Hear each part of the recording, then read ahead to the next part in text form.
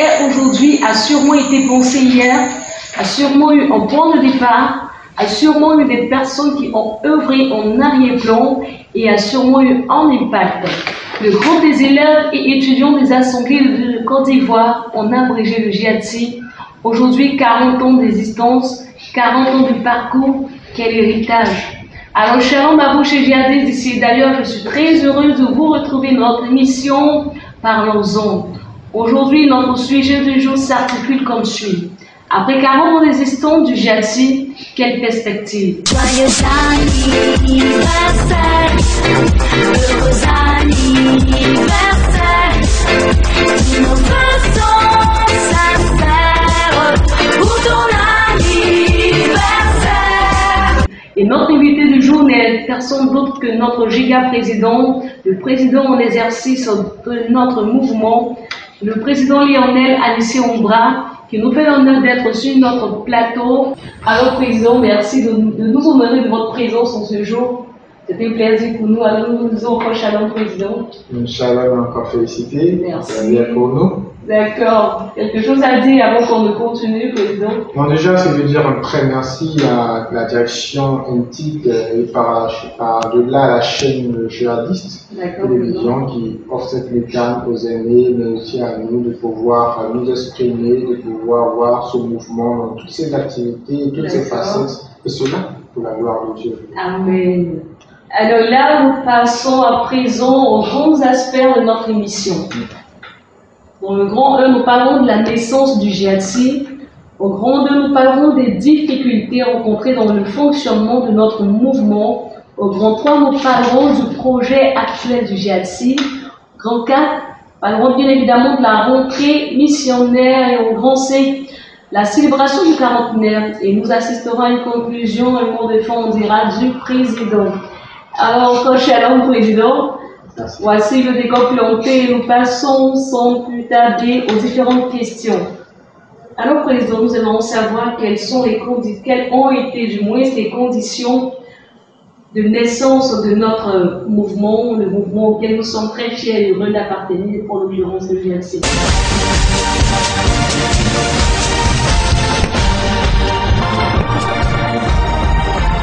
Pour le dire, certainement l'origine.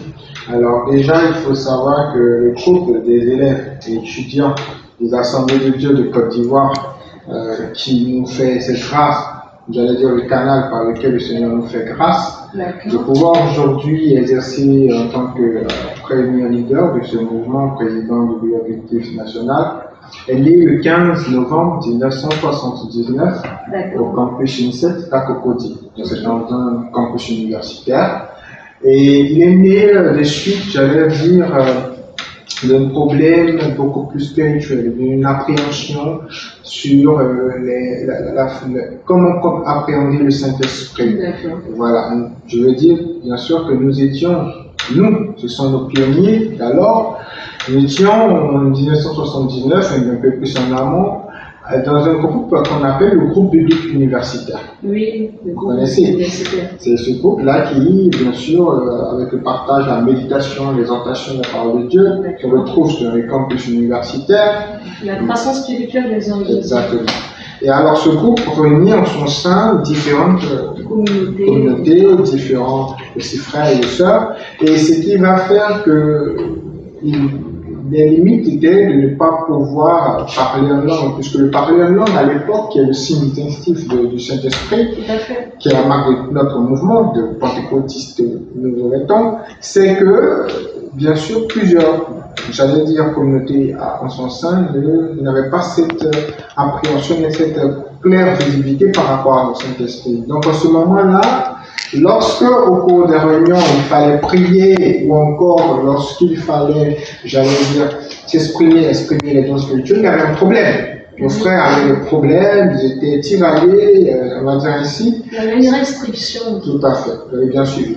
Et ce qui va donc les emmener à se retrouver, à se dire, mais attends, il faut que nous puissions avoir des moments avec nous, où nous puissions vraiment continuer ce que nous faisons déjà à l'église, hein, c'était au temps avec l'église à Jamil, le temps de la référence, voilà.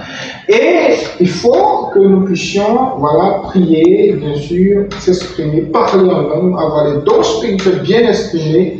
Alors donc on va créer ainsi le JIAD dans la chambre de celui qui a été le deuxième secrétaire national du JIAD Côte d'Ivoire. Je nommé le doyen pionnier Samuel Mucho, aujourd'hui, bien sûr, aujourd'hui ancien à l'église évangélique Assemblée de la Rivière 2. Joyeux anniversaire, heureux anniversaire, nos vœux sont sincères pour ton anniversaire. Et donc voilà un peu ce qui va nécessiter bien sûr la création du groupe des élèves étudiants, à savoir pouvoir, ces frères et ces sœurs qui ont cette vie d'adoration, qui ont voulu vraiment rester en intimité avec le Seigneur et pouvoir continuer à exercer dans le don spirituel comme la parole de Dieu nous recommande. D'accord, président. Alors j'espère que vous avez pris note parce qu'il est très important de connaître son histoire. Alors président, nous avons entendu parler qu'auparavant il ne s'agissait que des études, du groupe des étudiants des Assemblées de Dieu de Côte d'Ivoire. On va dire le groupe évangélique des étudiants des Assemblées de Dieu de Côte d'Ivoire. Le JIAD a toujours eu ces deux œufs, mais seulement que l'un des œufs. D'accord, mais pourquoi aujourd'hui on parle du groupe des élèves et étudiants? Pourquoi cette association des élèves?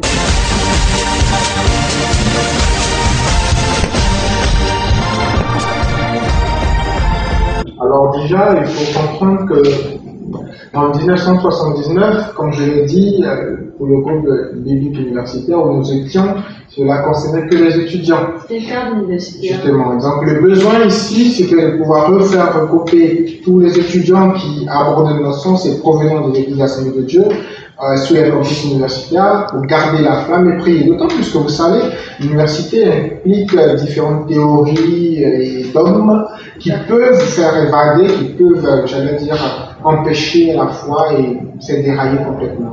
Donc c'est pourquoi le JIAD va venir vraiment rassembler ces élèves, ces étudiants, excusez-moi, à l'époque, pour leur donner, dans le but plutôt de leur permettre de pouvoir raffermir leur foi. Tout à fait. Et surtout, comme je l'ai dit, pouvoir exercer les dons spirituels et dans le signe de baptême du Saint-Esprit qui est de parler en langue. Après, quand nous partons dans les années 90, notamment en 91, avec bien sûr la création du JIAD Yamoussoukro et 92, celui du JIAD Bouaké, qui vont fonctionner de façon autonome. On aura le JIAD Abidjan d'une part, le JIAD Bouaké, le JIAD Yamoussoukro.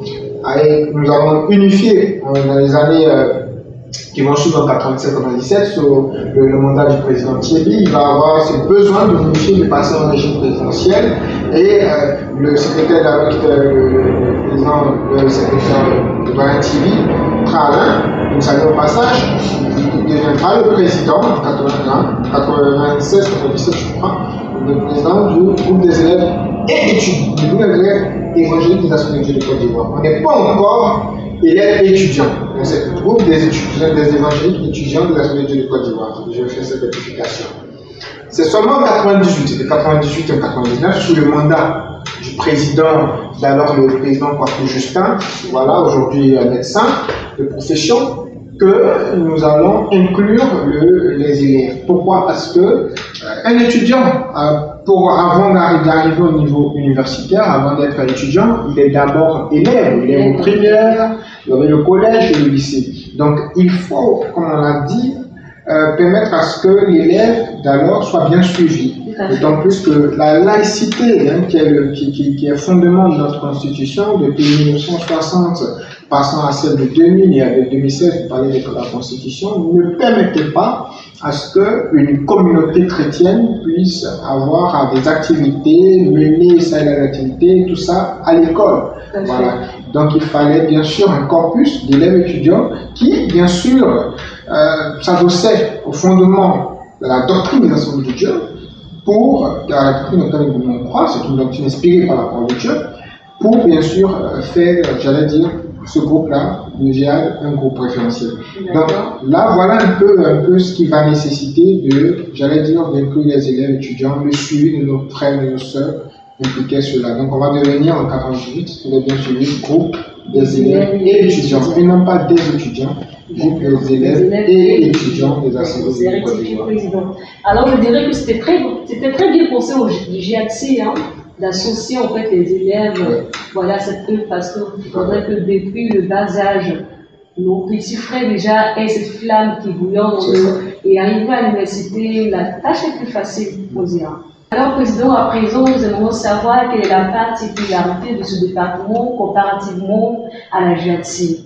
Bien sûr, il y a une particularité, vous l'avez bien noté, mais pour comprendre ces particularités, permettez déjà qu'on dresse, parce que cela s'inscrit dans un des problèmes qui a mené, qui a traversé la vie du GIAD Côte d'Ivoire, c'est que déjà, comme je vous l'ai dit à la base, bien sûr, il fallait créer un groupe des élèves étudiants à l'université.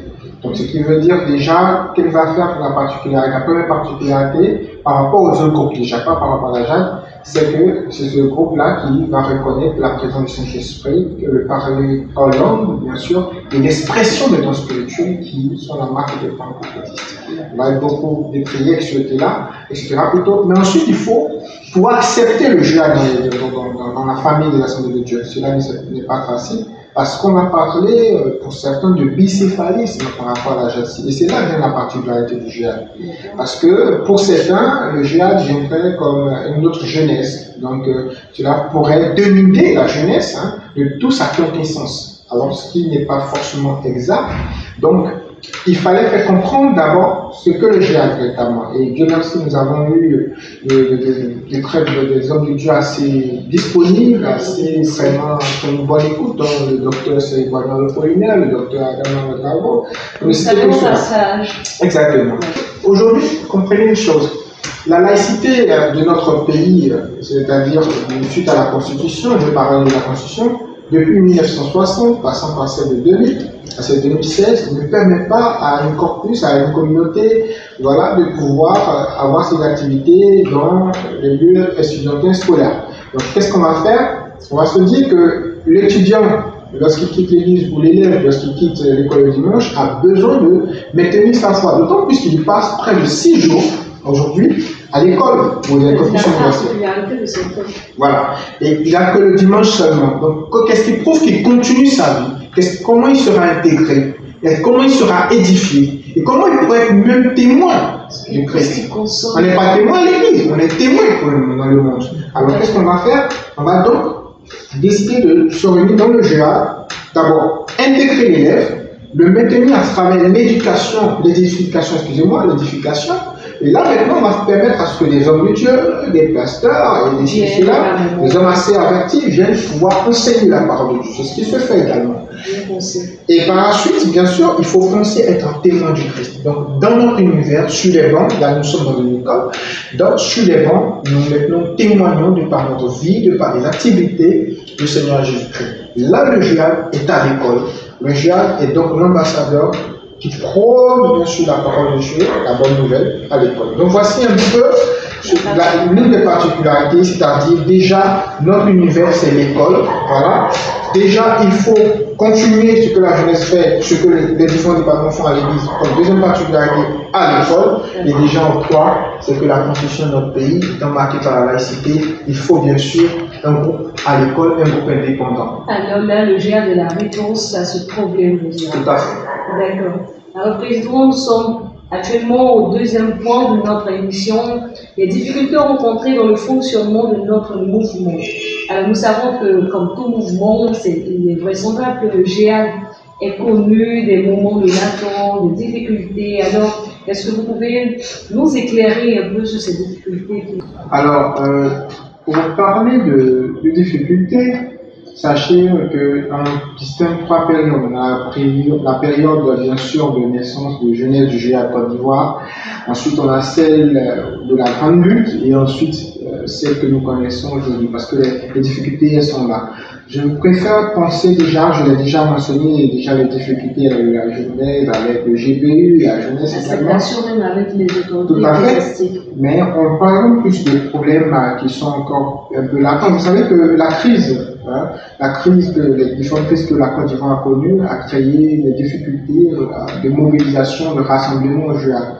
Je salue vraiment nos aînés de l'époque, qui ont eu le portefeuille du JUAD, je vais parler des années 2008 avec le président Zokou, et Amani, et puis Amani par la suite.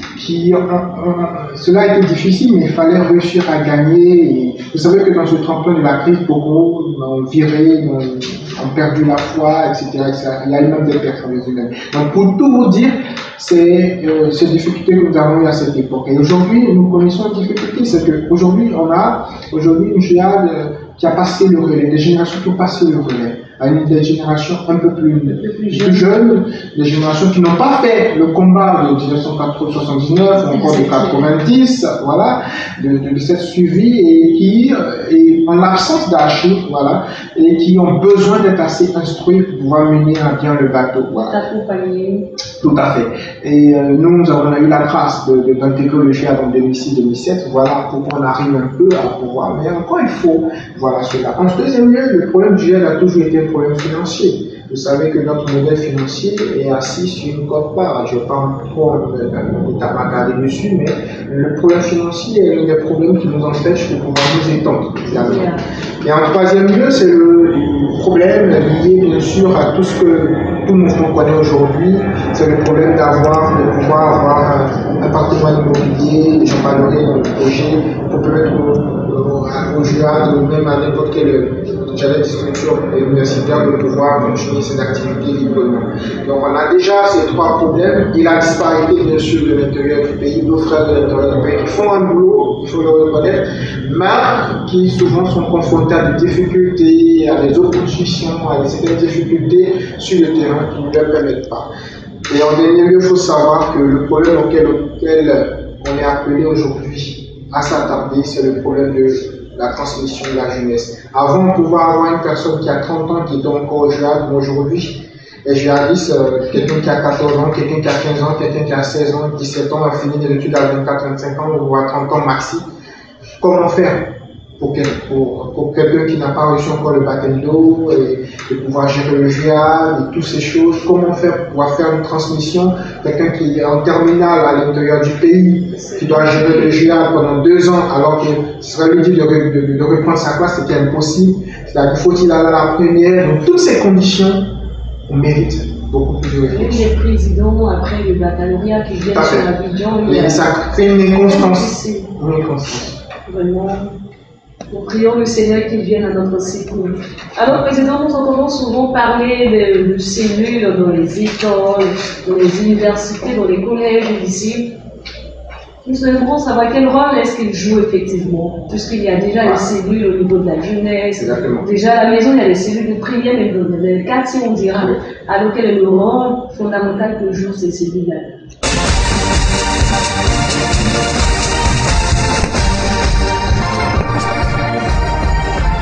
C'est une question déjà, moi je suis beaucoup plus à l'aise, et notamment quand j'ai la grâce, en tout cas de croiser les hommes de Dieu, qui souvent ont de très très bonnes visions, les hommes de Dieu, la plupart ont de très bonnes visions, mais souvent n'ont pas pour certains, c'est plus fermé parce qu'ils n'ont pas eu d'information. Vous savez, la cellule, il faut penser à la cellule d'église et la cellule d'école. Vous savez, nous sommes dans une école qui connaît des difficultés, mais aussi une hostilité. Une hostilité par rapport à l'évangile. Aujourd'hui, les mouvements évangéliques qui prônent le retour du Seigneur Jésus-Christ sont beaucoup combattus à l'école. Donc, où nous pouvons nous réplier, c'est bien sûr dans les différentes églises et assemblées de Dieu. Là, nous réunissons nos jeunes qui sont dans différentes écoles pour donner des instructions, des orientations pour pouvoir converger. Ce n'est pas faire de la jeunesse, c'est mieux avoir cette base qui est l'Église et pouvoir impacter. Je voulais dire que nous sommes ambassadeurs. Ambassadeurs, prenons la parole du Seigneur, mais ambassadeurs de l'Église évangélique Assemblée de Dieu. Voilà. Pour nous, Dans une école où il y a une cellule, il y a une église du Seigneur Jésus.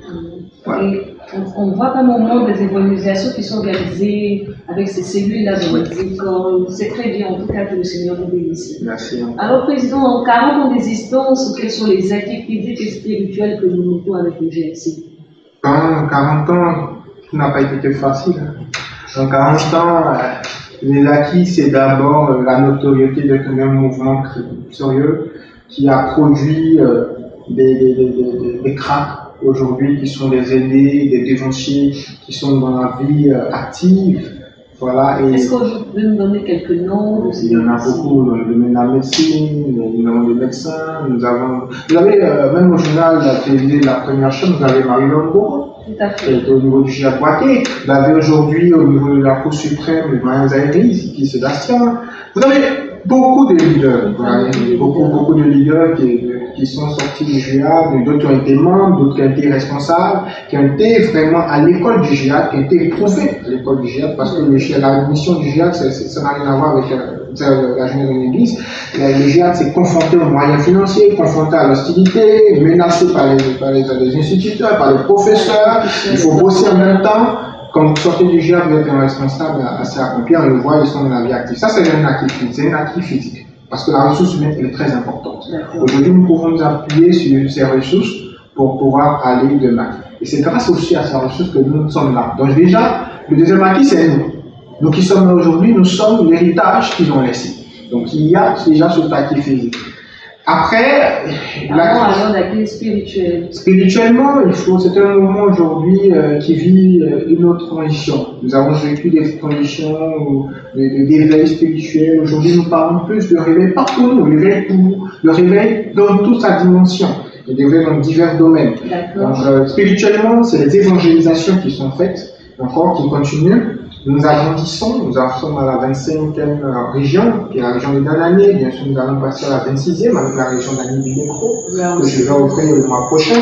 Donc, pour dire tout simplement que aujourd'hui, spirituellement, le GIA est plus ou moins bien, parce que vous savez que l'école va mal, et donc il faut encore que davantage évangéliser, faire pousser la parole de Dieu, notamment dans le nord du pays. On acquis physique, on acquis immobilier, je veux dire, on reste bien sûr à pouvoir avoir notre propre cité, notre propre terrain, nous rêvons. C'est toutes les générations qui sont en train de rêver, et c'est le produit dont on parlera bientôt, le projet cité. Vraiment, président, il le faut, parce qu'après 40 ans d'existence, c'est quand même assez pour pouvoir avoir une réalisation immobilière. Nous parlons des projets actuels du GLC. C'est un point très, très, très important. Voilà. Alors, président, quels sont les projets imminents de notre mouvement présentement?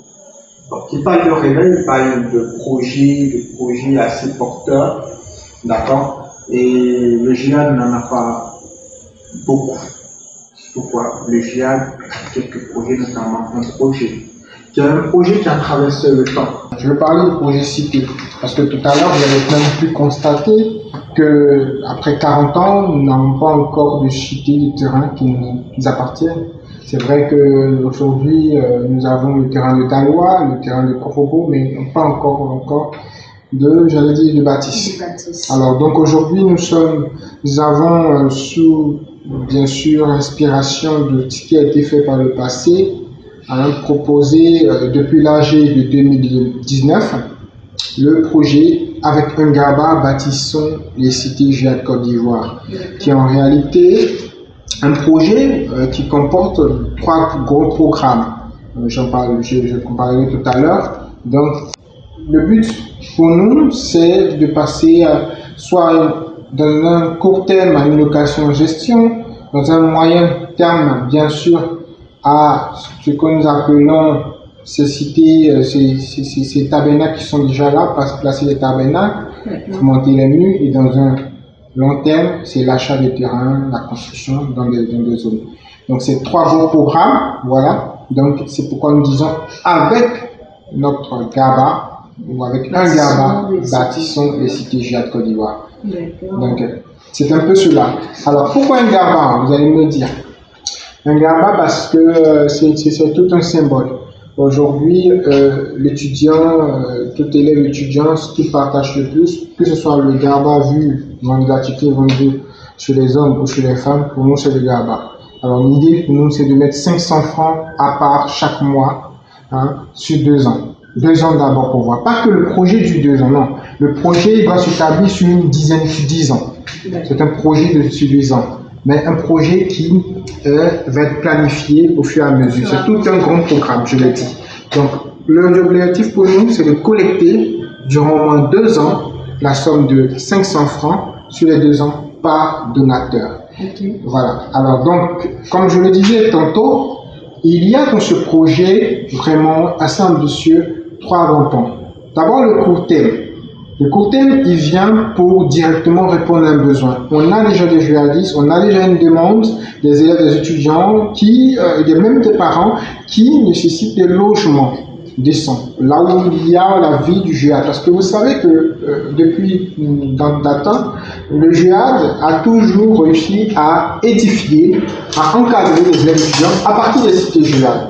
D'ailleurs, beaucoup d'hommes de Dieu proviennent des cités JEAD. J'ai en l'occurrence à l'esprit le pasteur Lizzie Pidget Odor. Tout à fait. Vous savez au passage. Alors, donc déjà pour nous, c'est de continuer, mais avant mettre notre terrain, avant de louer. Donc, pour le court terme, on va juste louer pendant 1 an, 1 an et demi. On va louer des maisons à partir où, à Abidjan déjà, on va louer avant, on va mettre une cité, on va louer à partir de janvier 2020. Également, louer à Boaké. À Boaké, il y avait une petite cité, une chambre salon qui prenait en compte les sœurs, mais il va falloir aussi prendre les hommes. Donc, Boaké, mort dans l'année, et puis maintenant terminé par Korogo. Une fois, bien sûr, que nous sommes dans le programme, c'est le programme de location, de gestion maintenant, très rapidement, il y a bien sûr pendant ce temps le programme qui consiste à bien sûr acquérir des terrains et à bâtir. Parce qu'aujourd'hui, comme je l'ai dit, dans ce programme, il y a la location, gestion, et il y a la construction, l'achat des terrains, la construction, et faire aussi renchérir avec les terrains. Vous allez me dire, cela fait 3 points, comment on va le suivre?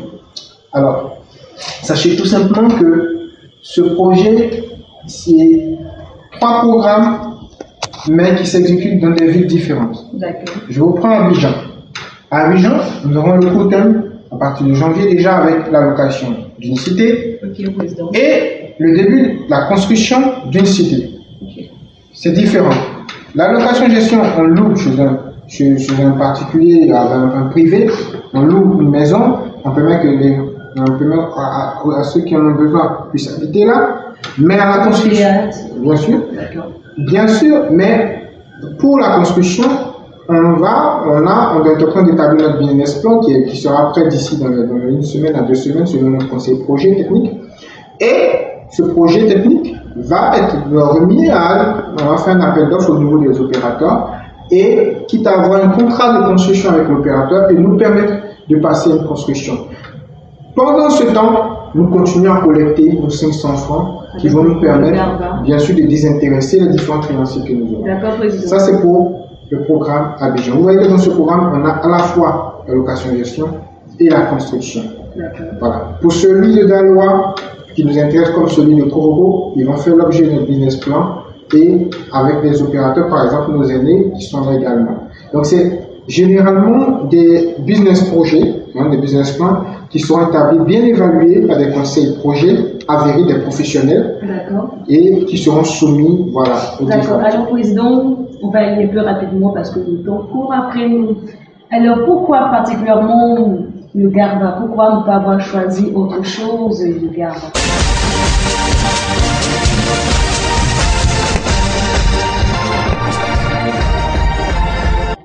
Je l'ai dit, le Garba parce que tout simplement c'est une nourriture aujourd'hui commune.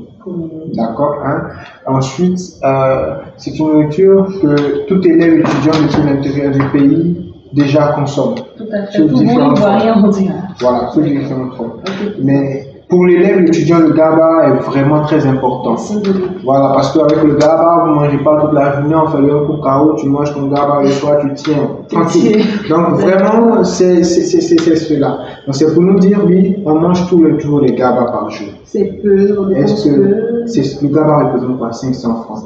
Quand on fait l'évaluation en fonction de la poche, on se rend que quand on est en primaire, même j'allais dire au collège et pour aller au supérieur, la somme de 500, c'est le minimum par mois qu'un élève étudiant peut avoir. Et il y en a plus. Donc c'est plus facile pour lui de cotiser 500 francs. Alors donc l'idée, non pas sur un modèle, le modèle de participation financière. En collectant 500 francs sur chaque donateur, je dis bien donateur, c'est-à-dire tant élève étudiant est négligeable que parent ou même pasteur à négligeable, on collecte 500 francs, qui est comme un impôt, on collecte sur chaque personne pendant 2 ans. Je parlerai des moyens de paiement. Nous parlons à présent de la rentrée missionnaire. Si au niveau national, la date du 15 novembre marque la célébration de la journée nationale de la paix, que représente alors cette date pour le GSI? Le 15 novembre, c'est... Joyeux anniversaire, heureux anniversaire, tous nos vœux sont sincères pour ton anniversaire.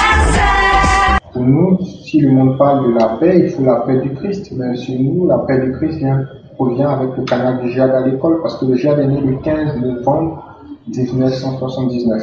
Aujourd'hui, ce que nous essayons de faire, c'est de dire aux élèves, aux étudiants de l'Assemblée de Dieu, cette date doit rester dans notre esprit. Comment cette date doit rester dans notre esprit? À travers 2 faits. Premièrement, pour nous, l'année missionnaire, c'est-à-dire l'année scolaire, mais pour nous, c'est l'année missionnaire parce que nous partons en mission, commence à partir du 15 novembre. Le 15 novembre commence l'année missionnaire. Alors, il est permis, il est même demandé aux régions de celui d'organiser des rentrées missionnaires dans les écoles. Il faut un événement qui va lancer, qui va montrer que nous avons une mission à partir duquel nous nous basons. C'est pourquoi on parle de rentrée missionnaire. Mais en deuxième lieu, pourquoi pas passer à une journée en novembre et nous nous battons pour cela. D'accord, ok, président. Alors, vous parlez tout à l'heure de rentrée missionnaire, c'est ça? Oui. Alors, qu'est-ce qu'on entend par rentrée missionnaire, Dr. Zou? Écoutez, à l'année estudiantine scolaire, c'est 9 mois, et l'élève, nous partons en congé, n'est-ce pas? Tout à fait. Pour nous, la rentrée scolaire ou académique, que soit-il, pour nous, marque le début de la mission. Nous avons le lancement de vos activités. Nous avons une mission dans nos différentes écoles, c'est le moment. Il y a eu le mois de septembre avec les formalités, il faut remplir les formalités. Octobre, on rentre à peine en novembre, on est dans le premier trimestre, on va arrêter les normes en décembre. Nous, c'est le moment, on se rentre dans la mission avec des activités poignantes avec les rentrées missionnaires qui doivent être faites dans les écoles, pas dans les églises. Dans les églises, on le fait souvent, mais l'accent, cette année 2019-2020, c'est l'école. Il faut des activités à l'école, il faut ramener toutes nos activités à l'école pour qu'on ait un impact à l'école. L'école a besoin. Donc, si c'est le 15 novembre de la journée de la paix, la véritable paix, c'est toujours en Jésus-Christ. Amen. Alors, nous souhaitons pour vous que la grâce du Seigneur vous accompagne dans cette mission. Parlons de la célébration du 49. Voilà, Président, nous avons appris que vous préparez activement la célébration du 49 du GSI. Pourquoi cette célébration?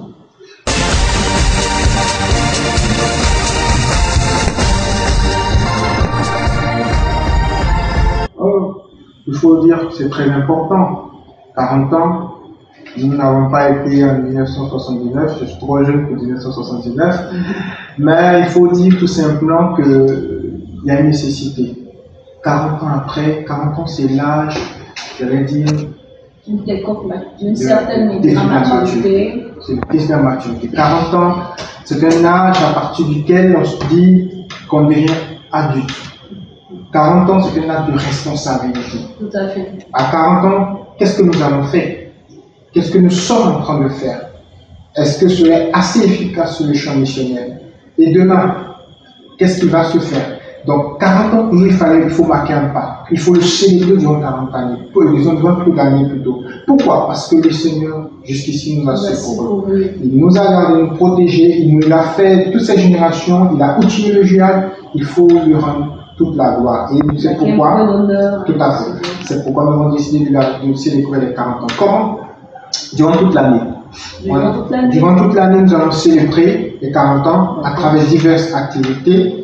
Dans le quarantenaire en août, j'en viendrai, mais avant le quarantenaire, nous aurons le lancement du quarantenaire. Nous avons appelé tous ces parents, tous ces amis à venir avec nous. Bientôt, nous donnerons une date parce que nous sommes dans le laboratoire au niveau de l'exécutif national et de direction. Mais également, à part cela, nous aurons un déjeuner des donateurs. Voilà, il faut que nous apprenions à donner, nous aurons un déjeuner pour donner par rapport à quoi? Par rapport au projet cité. Voilà, je disais, il y a des stratégies. Le déjeuner est une stratégie et nous aurons, pendant ce déjeuner et le lancement, à faire connaître les différentes plateformes, à faire connaître les différentes stratégies. Ce que je veux dire ici, c'est que avant d'aller au quarantenaire, nous allons annoncer dans quelques jours le recensement pour avoir une base de données fiable.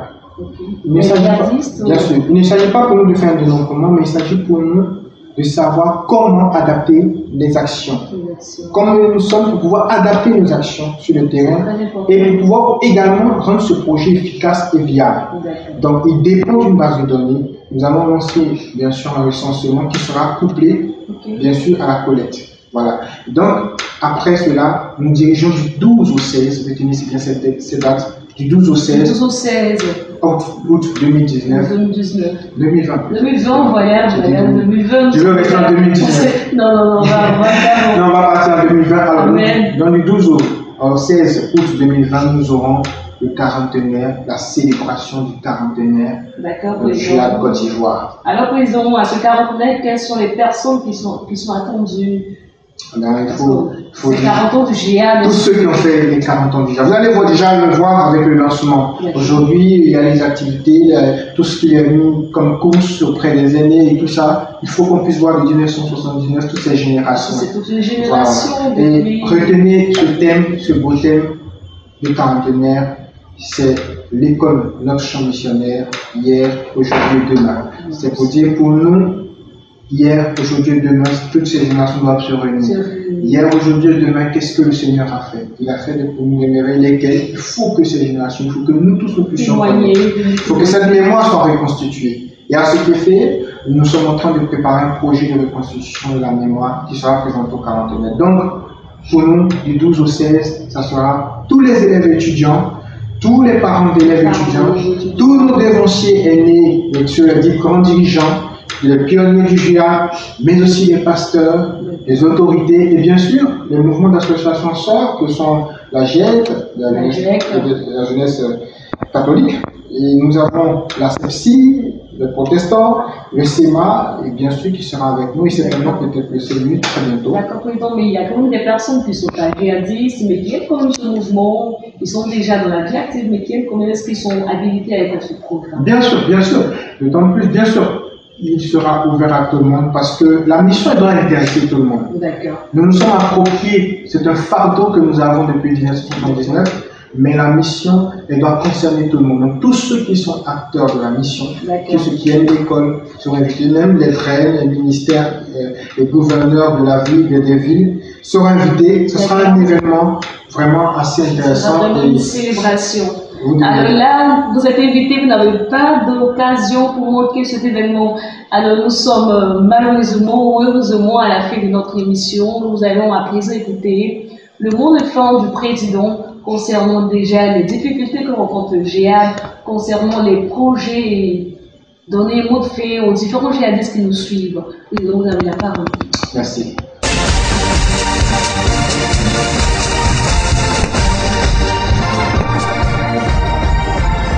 Je dirais tant autres aux GIADistes, à tous ceux qui sont aînés, élèves, étudiants, pionniers, que nous avons commencé à courir cette course ensemble. Tout à fait. Nous devons continuer à courir cette course avec nos difficultés, avec nos insuffisances. Nous devons continuer à courir. Et le bureau exécutif national qui se sont choisis, qui se sont dotés depuis le décembre 2018 est prêt.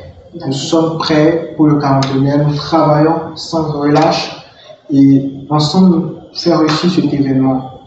Et surtout ne pas perdre de vue de pouvoir établir une cité qui nous appartient pour que demain il fasse beau pour l'école, surtout pour un encadrement spirituel. Donc nous voulons dire aux uns aux autres, courage, levons-nous, allons-y, parce que l'école étant notre champ missionnaire, la mission nous appelle.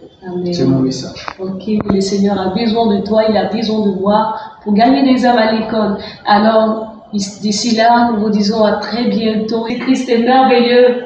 Alléluia. Alors, portez-vous bien, chers yadistes. À bientôt.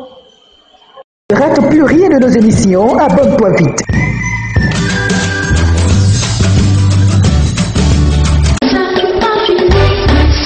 C'est pas fini d'être femme, c'est pas fini d'être, yeah, c'est pas fini d'être.